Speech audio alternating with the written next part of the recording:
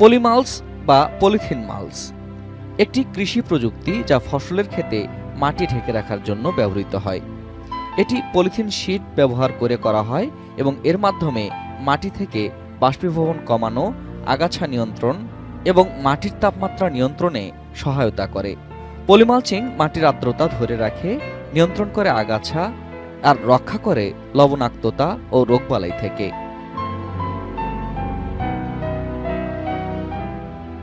এই প্রযুক্তির ফসলে কমে আসে সেচ খরচ, বাড়ে ফলন ও ফসলের গুণগত মান। এই পদ্ধতিতে চাষ করা গাছ টিকে থাকে দীর্ঘদিন, ফলন হয় দ্বিগুণ।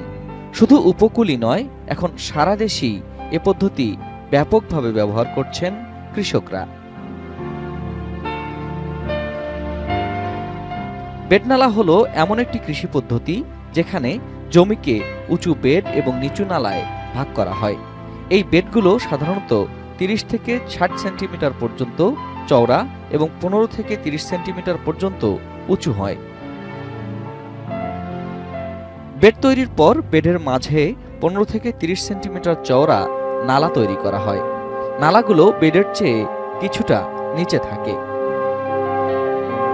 এই পদ্ধতিতে বেডে ফসল চাষ করা হয় এবং নালা দিয়ে সেচের পানি সরবরাহ করা হয়। এটি পানি সাশ্রয়ী এবং ফসলের জন্য উপযুক্ত পরিবেশ তৈরিতে সাহায্য করে।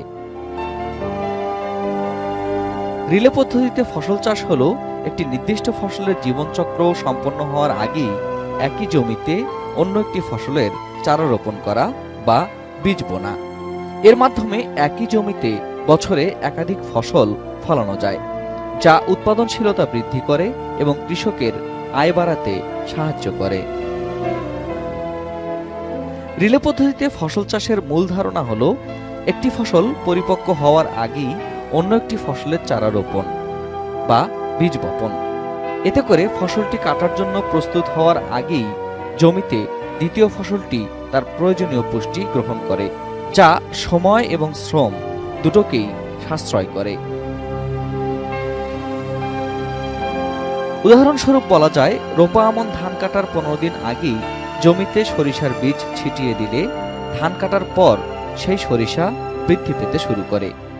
এতে ধান কাটার পর আলাদাভাবে জমি প্রস্তুত করার প্রয়োজন হয় না এবং একই সঙ্গে দুটি ফসল উৎপাদন করা যায়।